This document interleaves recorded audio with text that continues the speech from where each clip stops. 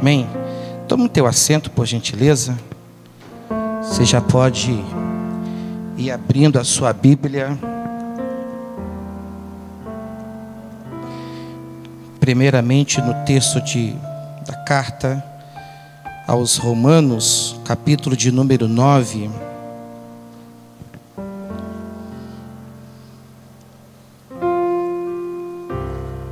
Essa necessidade que estamos precisando ter que se adaptar a ela, acaba em algum momento aqui nessa troca de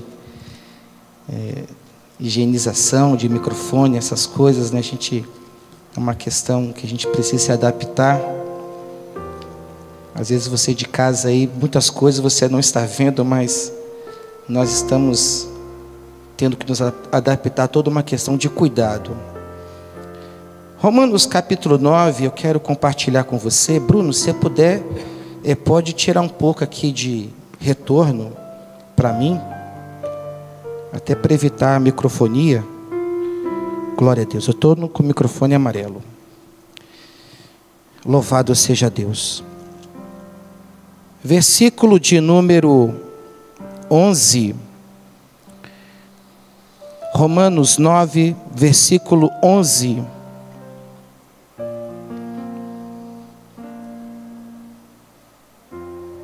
Você pode permanecer como você está, sentado. Depois dessa leitura, eu gostaria de fazer uma oração, não desmerecendo a oração que foi feita por mim. Nessa já recebi, mas é por uma outra situação que eu quero participar aos irmãos. Nesse momento, este culto, o primeiro culto está sendo transmitido. Tem pessoas de Portugal assistindo, da Espanha também, membros de outros ministérios, pessoas que nós estamos acompanhando, que lamentavelmente, dado a essa fase, as pessoas se encontram bem abatidas, precisando de uma assistência, de uma palavra, de uma oração.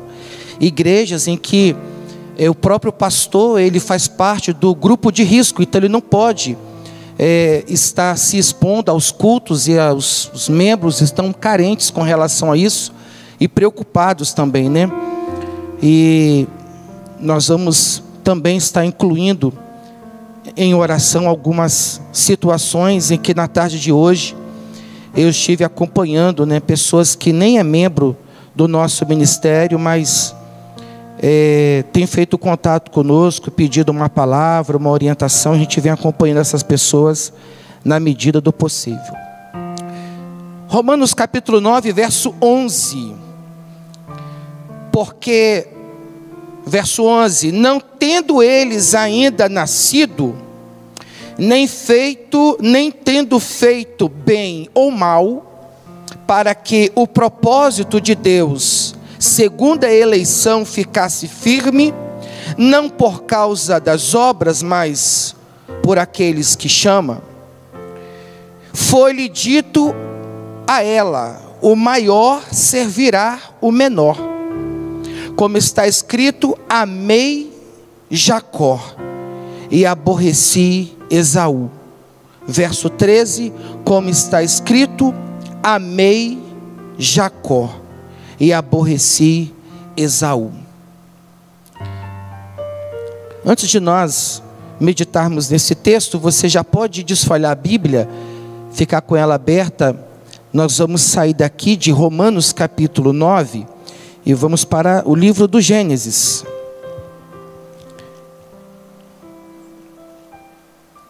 É muito gostoso quando você busca em Deus uma direção quanto à palavra, e o Senhor, antes de falar com a igreja, Ele fala com você. Ele começa a ministrar em seu coração. Ele começa a se revelar através da palavra. Você busca ao Senhor uma palavra para a igreja, e o Senhor já começa a falar com você. É tremendo isso. E esse texto, essa passagem bíblica que o Senhor nos confiou para este primeiro culto, muito falou comigo. E o meu desejo é que esta palavra te alcance tão como me alcançou. Eu já venho degustando este alimento já para mais de uma semana. E como que Deus tem falado comigo? Como que Deus tem falado comigo? Antes de nós avançarmos aqui, você pode ficar com a sua Bíblia no livro do Gênesis, capítulo 32, e depois eu te dou as referências de versículo. Mas eu quero fazer uma oração específica, né? Eu quero até, não há nenhum problema, até porque elas sabem disso, né? Mencionar aqui dois pedidos especialmente, né? Uma é a Zelita, que é a irmã da nossa irmã Leci.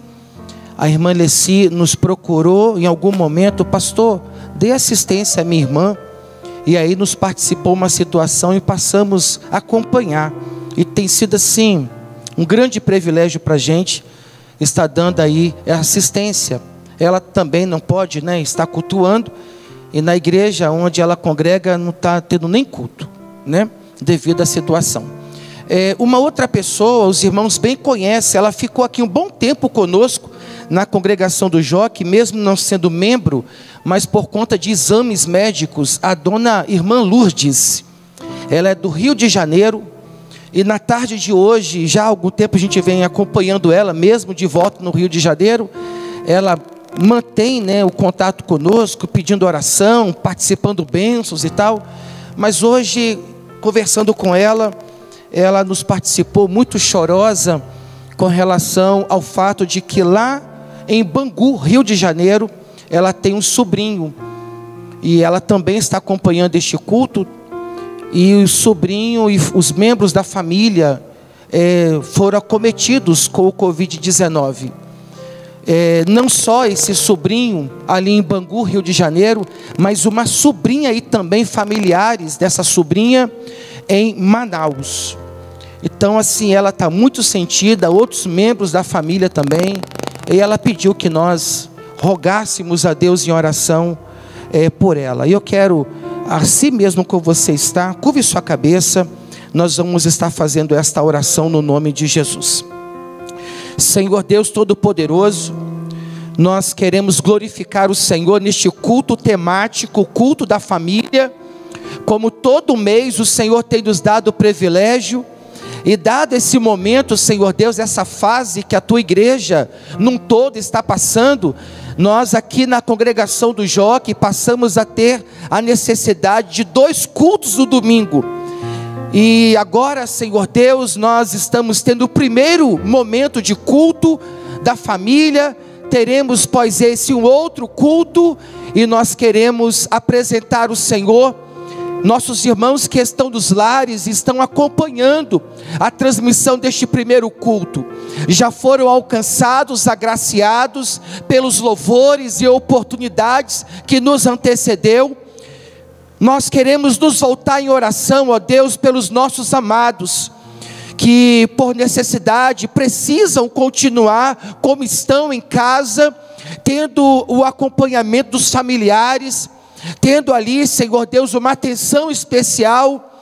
Nós queremos orar ao Senhor, porque é bem verdade, Senhor Deus, baseado em ligações, mensagens, trocas de mensagens, quanto dos nossos irmãos já querem logo voltar a estar conosco nos cultos, nos momentos de comunhão da igreja, nos pós-cultos, na cantina, nos lanches, nos locais, ó Deus, aonde nos é permitido essa comunhão.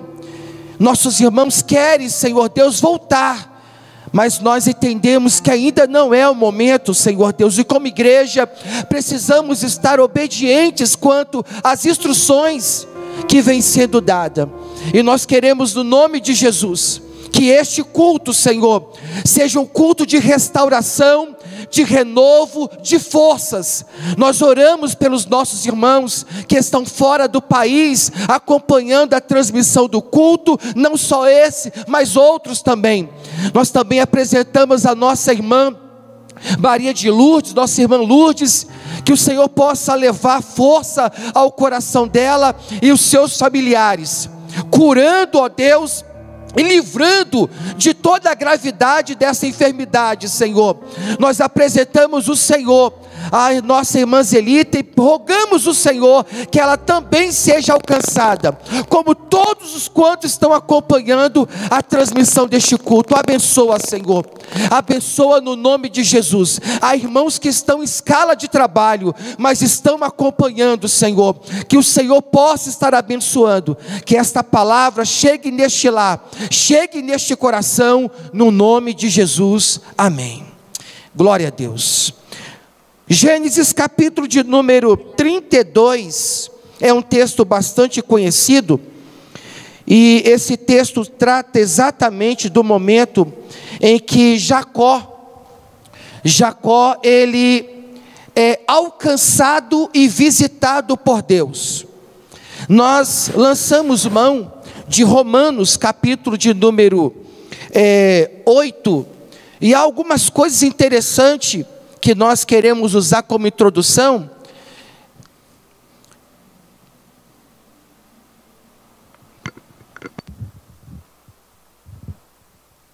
Glória a Deus. Obrigado. Queremos usar como introdução com relação a essa carta escrita, destinada aos romanos. A primeira curiosidade, é a data. Ela pertence ao ano 57 depois de Cristo.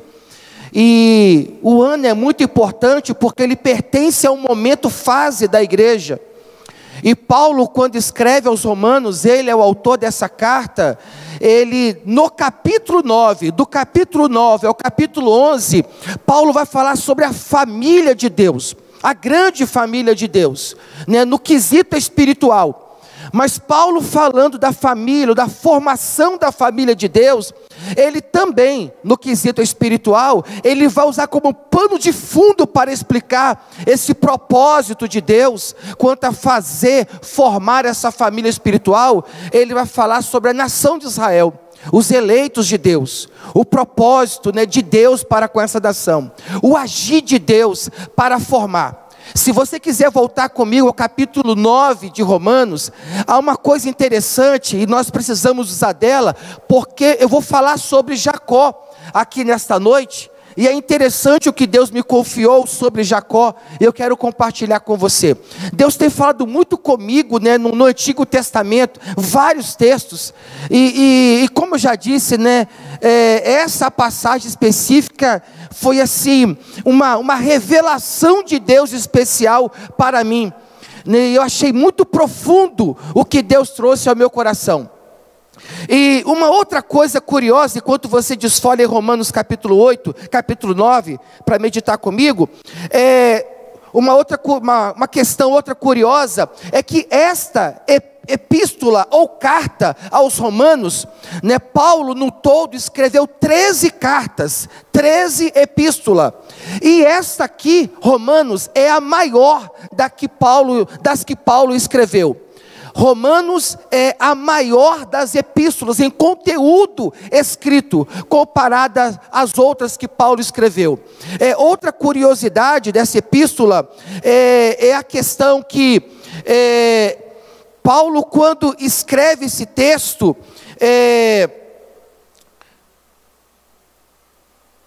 essa epístola, ela não só revela detalhes quanto à pessoa, personalidade do que Paulo trata, uma vez tendo ele também uma cidadania romana, mas tempos depois, anos depois, quando essa epístola chegou ao conhecimento de Lutero e de Agostinho, teve o poder de transformá-lo.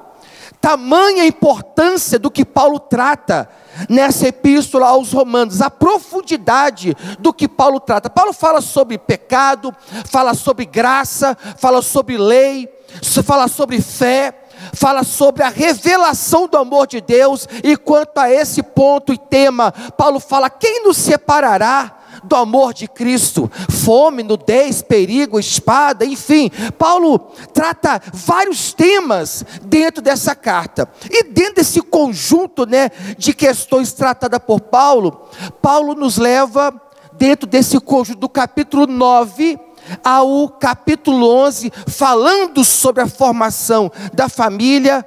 Paulo revela o propósito de Deus. Isso aqui é tremendo. O propósito de Deus, e digo, porque eu preciso canalizar dentro dessa visão, específico a uma pessoa, para um fim, pode ser algo que quando você é alcançado, você de cara entende, Deus quer tratar comigo, Deus está me usando para um fim, Deus está me separando para um propósito. Esse processo é porque Deus quer me levar a alguma situação, Deus quer revelar alguma coisa específica para mim, mas isso não é regra. Nem sempre nós vamos entender os desígnios de Deus ao nosso respeito. Por outro lado, nem sempre Deus vai nos falar, vai nos revelar: olha, Marcos, eu estou fazendo isso porque a minha intenção é chegar em tal lugar com você. A minha intenção é preparar você para tal coisa. A minha intenção é revelar tal coisa para você. Não é regra.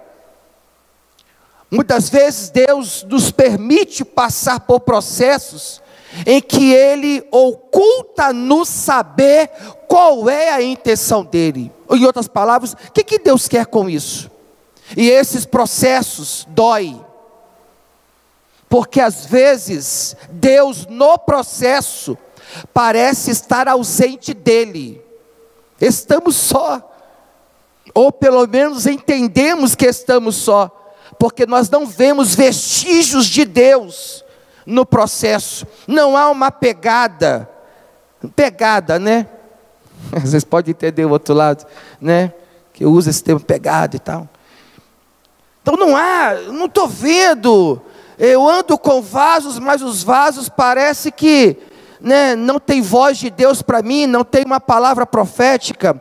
Eu estou indo e vindo na igreja, mas parece que Deus não está me enxergando, né? Parece que verdadeiramente eu estou isolado. Enfim, a gente começa a fazer algumas interpretações, e isso é visto. Quando você já chegou aí em Romanos 9, por exemplo, você vai observar dentro dessa referência, seguindo, eu acredito que é o verso 17 e 18, para mim não fugir aqui de Gênesis, né, e voltar lá em Romanos, você pode conferir aí. Paulo vai falar sobre a ação de Deus para com Faraó. 17 e 18 do capítulo 9, a ação de Deus para com Faraó.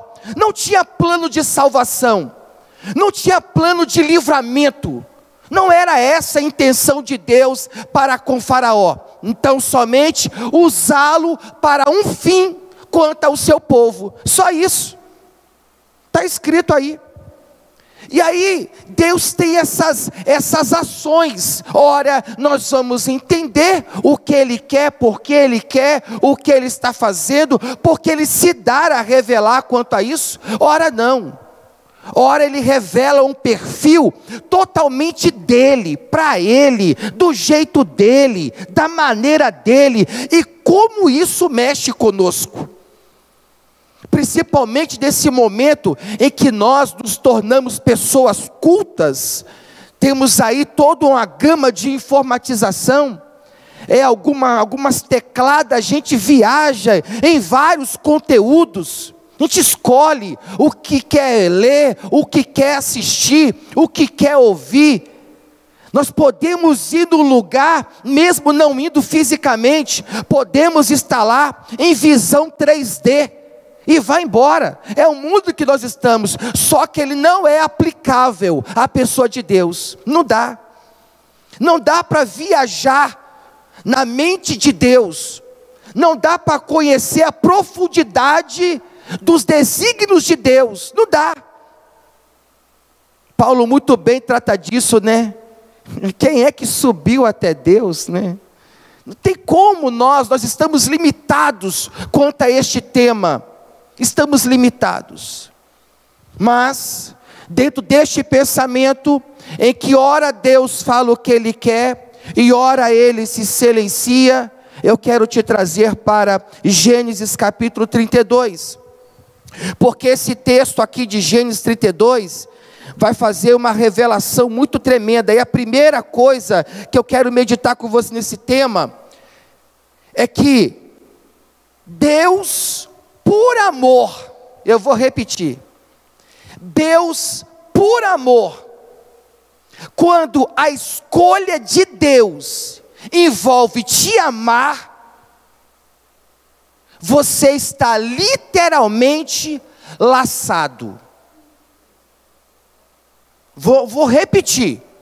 Quando a escolha de Deus, que diz respeito a você, quando Deus olha para você, e Ele se apaixona por você, quando Ele olha para você, a intenção dEle não é te usar como usa esse teclado, em que após isso vai ficar aqui inerte.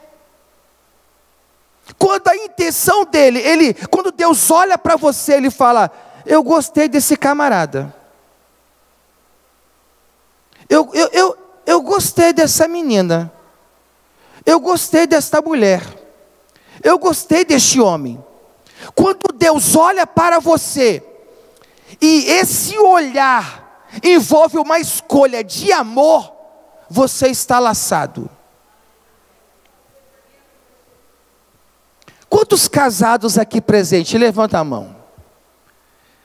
Eu vou fazer uma pergunta, né? E não é um culto que a gente tem essa condição de interagir assim, né? A maioria é casado, mas mesmo os que estão namorando, eu acredito, né? Que já tiveram uma experiência tal, em algum momento, né, lá no começo, fez uma história que envolvia a conquista, né, da pessoa, em que marcou. Um presente que deu, uma frase, uma declaração, uma palavra, marcou a pessoa. E aí você comenta e lembra sempre daquilo. Uma coisa, um local que levou para passear, um restaurante, um tipo de comida, e assim vai. Sempre lembra.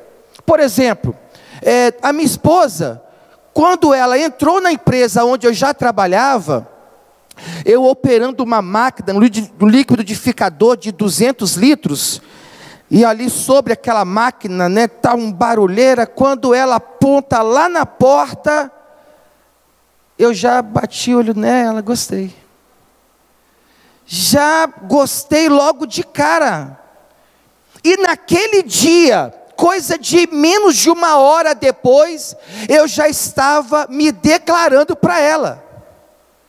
Para minha sorte, ela não sabia abrir lata de extrato de tomate. Na verdade, usar abridor.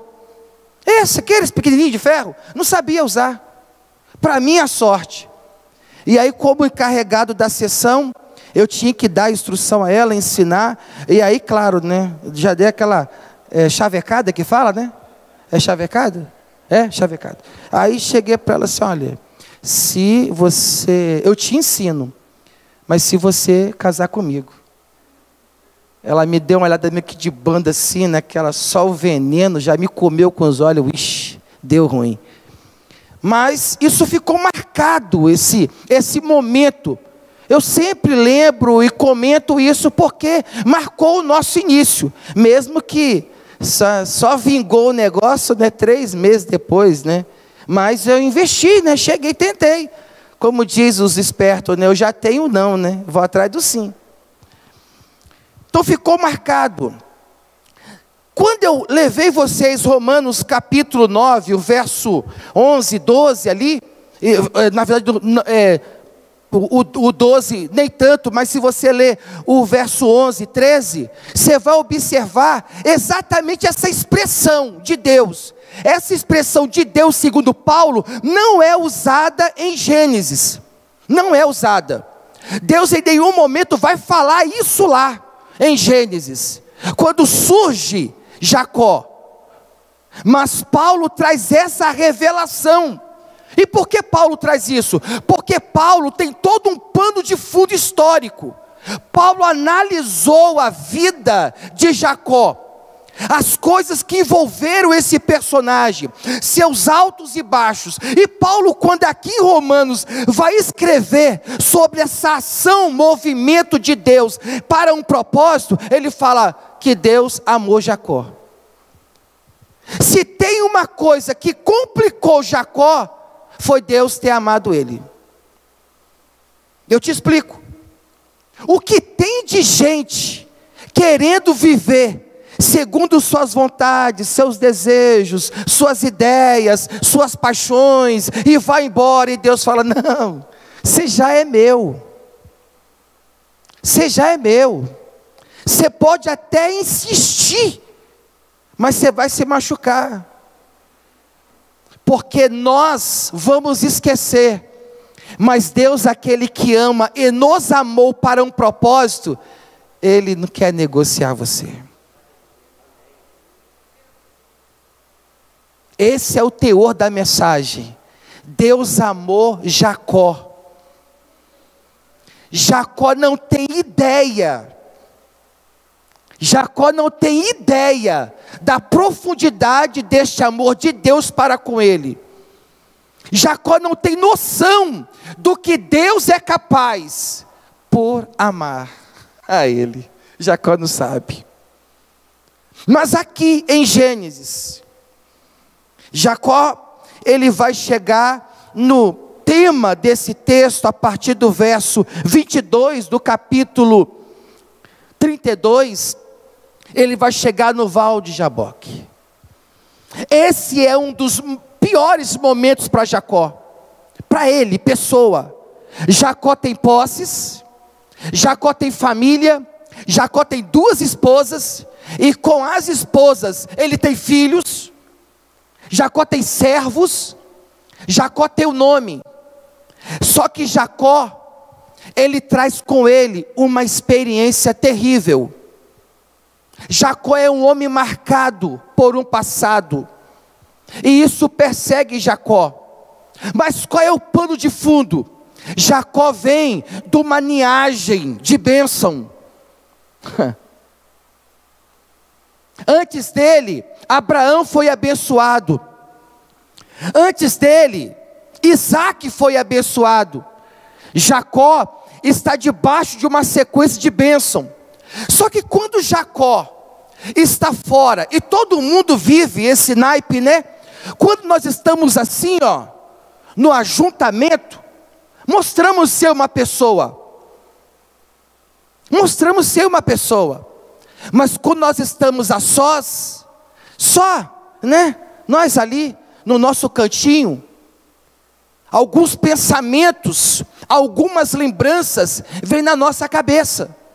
A gente se pega pensando em algumas coisas. Então vou conjecturar. Penso eu, Jacó, em algum momento pensando sobre logo ali o passado dele. Jacó era um homem abençoado, só que a bênção que ele estava usufruindo era produto de uma mentira. Jacó disse para o pai que ele era quem ele não era. O pai perguntou: é você, Esaú? Ele disse: sim, sou eu, Esaú. Mas não era, ele era Jacó. Mas Jacó, ele mente para o pai. Na verdade, Jacó está se comprometendo, primeiro, com ele. Mas por que Jacó está se comprometendo e comprometendo-se com ele? Porque ele é cabeça pensante, ele é um ser emocional, ora fica alegre, ora fica triste. Ele vai ter que saber lidar com essa situação, porque a mentira não é algo pertencente à natureza humana. A mentira é algo que foi inserida no ser humano por conta do pecado. A origem da mentira não é Deus, a origem da mentira é o diabo. Por isso que quando João escreve em uma das suas epístolas universal, ele disse: quem mente é do diabo, porque o diabo mente desde o princípio. Jacó, quando mente, ele está ferindo a própria natureza, e digo, comprometendo também uma promessa que alcança ele. Jacó está se complicando na esfera da sua emoção, e isso uma hora vai pesar sobre ele. Mas Jacó, ele segue a vida no sentido oposto a do seu irmão. Seu irmão segue, seu irmão constitui também família, constitui posses, seu irmão prospera. Jacó também, ele segue a sua vida, prospera, tem esposa, tem filhos, mas dentro dele há um problema.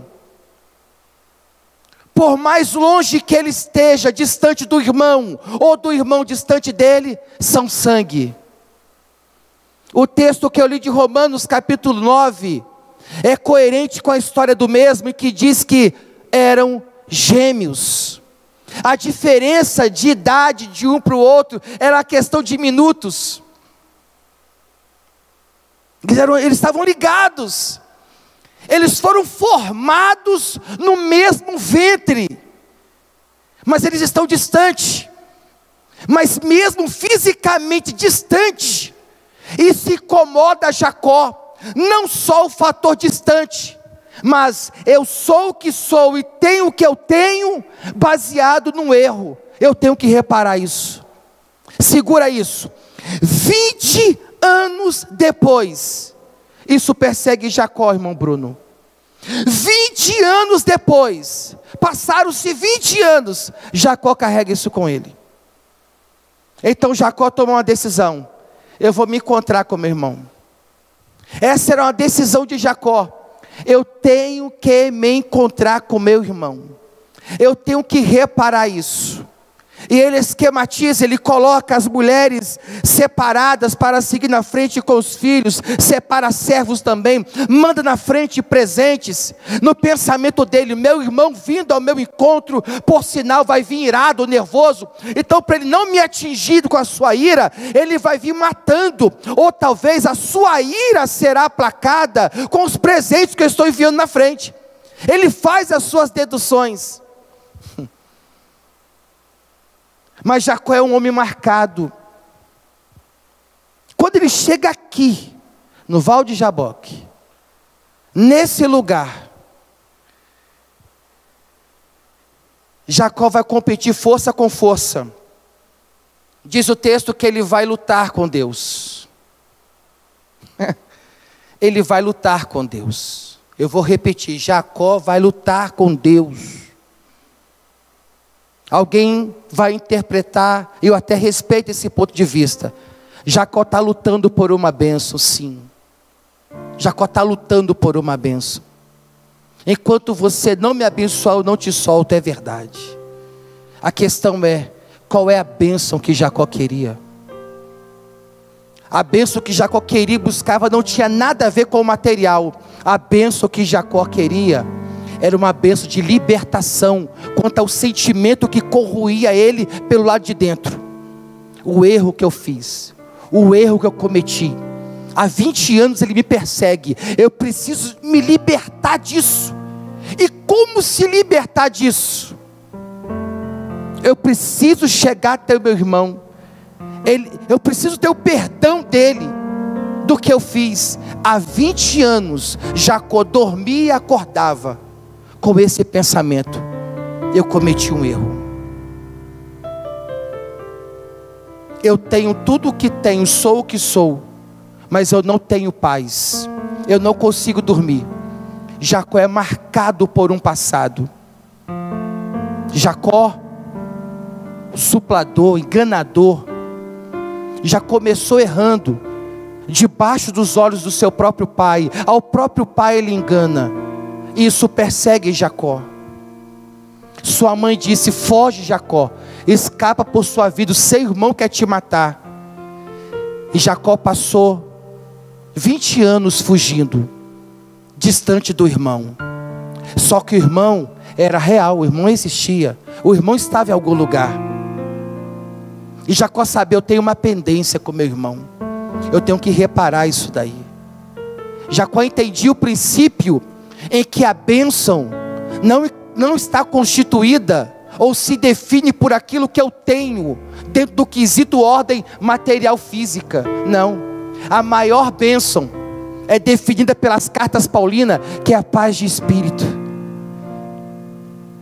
Essa conexão. Provérbios diz que vale muito mais morar numa choupana, numa casa simples, humilde, do que nos palacetes. Jacó: eu tenho um problema, eu tenho que resolver essa parada agora. Então o anjo se manifesta. Há uma briga ali. Jacó é marcado. Só que a marca que Jacó tem agora é diferente da marca anterior que ele trazia. Essa marca que Jacó vai ter não é resultado de um passado de erros. A marca que Jacó vai ter, ela vem de Deus. Quem está marcando Jacó não é o erro dele. Quem está marcando Jacó é o próprio Deus. Aleluia. Segura. Muitas das vezes, oh Jesus, aleluia. Muitas das vezes, certos tratamentos de Deus vai nos gerar uma outra marca. Uma outra marca, só que é dele. Tudo que Deus quer é mudar a lembrança. Jacó, a partir desse momento, não vai ter mais lembrança do erro que ele cometeu com seu irmão. Ele vai ter lembrança desse lugar em que ele teve encontro com Deus. O problema é que nós evitamos ir ou deixar ser levado ao lugar que Deus quer nos tratar. Nós aceitamos viver com uma lembrança ruim, com um passado ruim. Queremos viver com os nossos erros, lembrando dele. Eu errei nisso, eu fiz isso, aquela situação e tal. E nós não permitimos Deus fazer o que ele quer fazer. Então, hora outra, nós estamos presos no mesmo lugar. E Deus fala: eu preciso tratar isso daí. Eu vou voltar ao texto. Deus amou Jacó, irmãos. O que Deus está fazendo com ele é porque Deus ama ele. E eu quero liberar essa palavra sobre você, que de repente você é alguém que não está entendendo nada do processo. E Deus fala: tudo isso é porque eu te amo. Eu estou chegando onde eu preciso chegar para fazer o que eu preciso fazer.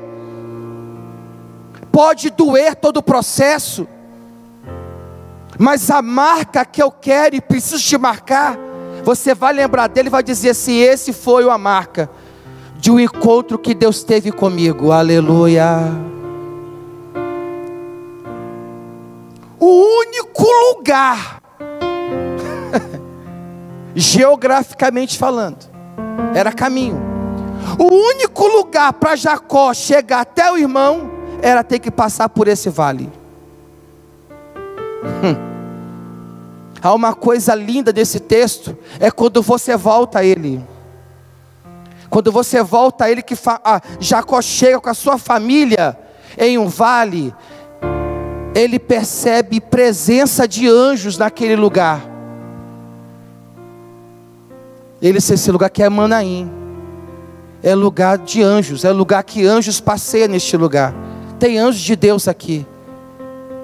Jacó chega no lugar em que ele percebe esse ambiente de Deus.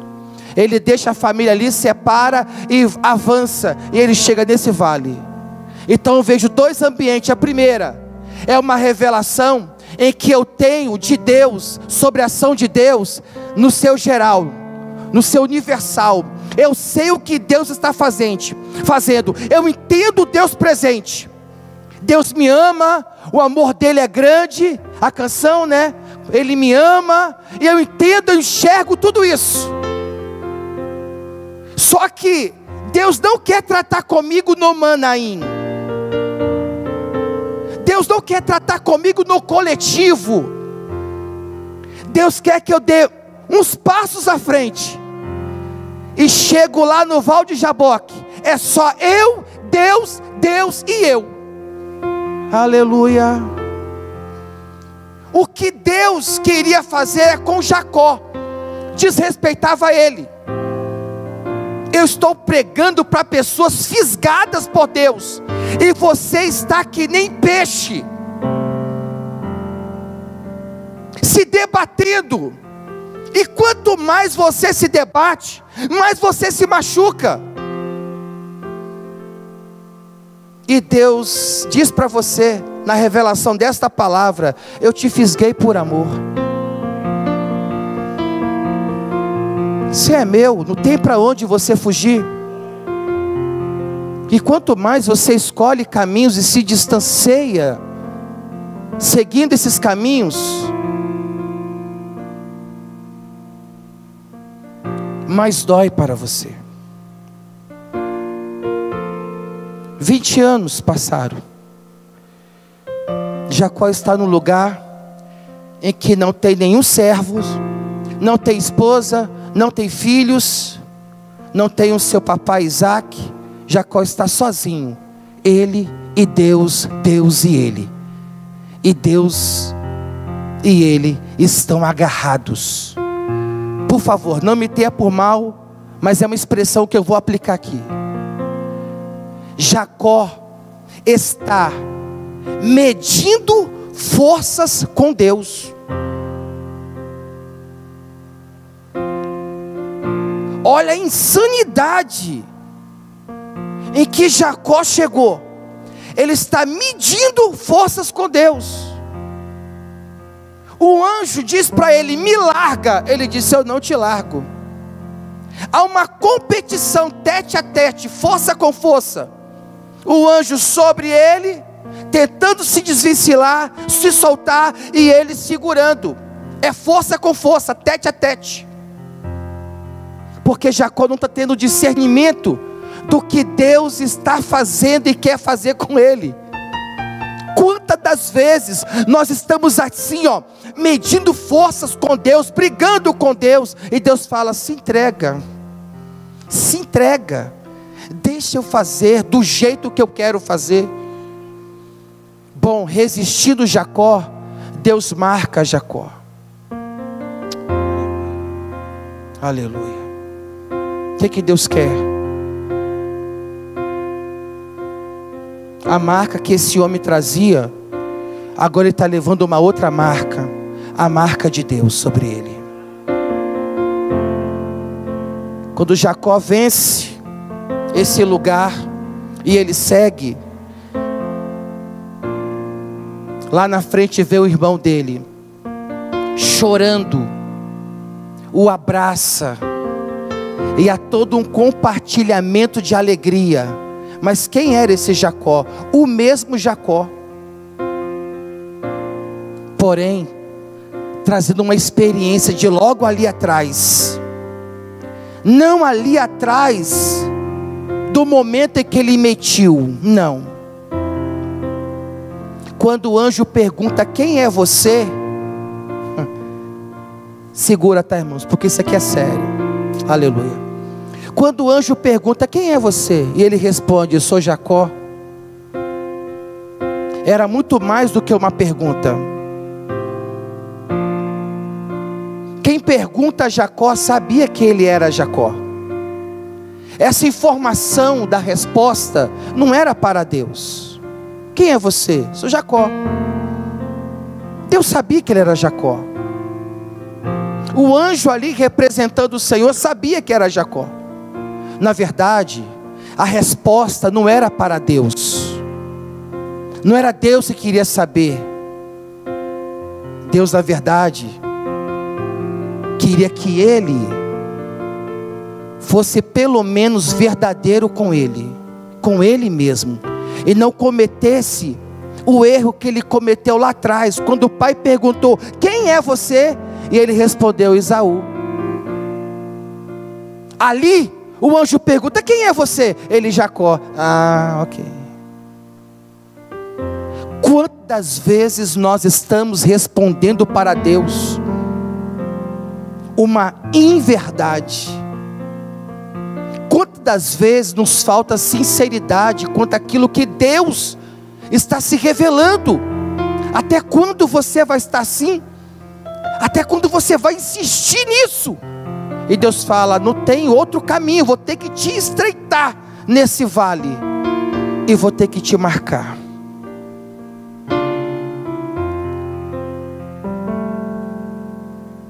Curve sua cabeça. Nós estamos falando para dois tipos de pessoas aqui nesta noite. O primeiro tipo de pessoa é a pessoa que Deus está conduzindo para um lugar secreto, aonde Deus vai tratar essa pessoa. O outro tipo de pessoa é a pessoa que Deus está perguntando: quem é você? O quem é você é: será que você é aquilo que você está mostrando ser? Na verdade, tudo que Deus quer é que, mesmo sendo alguma coisa que não é aquilo que Deus quer que a gente se revela: Senhor, eu não sou aquilo que o Senhor quer que eu seja, eu não estou sendo, eu sei o que tenho que melhorar, onde tenho que melhorar, eu tenho feito coisas que desagradam ao Senhor, as minhas atitudes não têm sido atitudes que agradam ao Senhor, que louvam ao Senhor, as minhas palavras, as minhas ações, o Senhor me quer no lugar, eu tenho andado por outro. Então Deus, Ele começa a se revelar a nós, dizendo: eu preciso, e por amor, eu estou me revelando a você, dizendo: o que eu estou fazendo por amor. Certas ações de Deus, se Deus não nos estreitar, não nos marcar, não trabalhar como Ele deseja trabalhar, irmãos, nós vamos nos perder, nós nos distanciamos de Deus. Jacó chegou andando em sã estado físico, mas saiu dali mancando. Aleluia. Mas quando ele olhava para ele naquela situação, ele sabe: eu sei quem me marcou e por quem me marcou. Terabaço, elegância. Eu sei porque eu sou assim. Houve um toque de Deus em mim, aleluia. Não pertenço mais às minhas vontades, é porque Ele me ama, e porque Ele me ama, Ele me tocou, aleluia. Pai, em nome de Jesus, eu quero apresentar ao Senhor a vida desta pessoa, em que o Senhor um dia olhou para ele, olhou para ela e disse: eu te amo. E esse amor alcançou esta pessoa de uma forma extraordinária. Mas em algum momento, esta pessoa se pega questionando, alimentando desejos e vontades, em atitudes em que elas não cooperam para uma vida de comunhão com o Senhor, mas tem lutado para afastar essa pessoa dos braços do Pai. Alguém, Senhor, que dado a fase que está passando, espiritual, emocional, quem sabe financeira, esta pessoa se vê meio que frio, desanimado, e essa pessoa se pega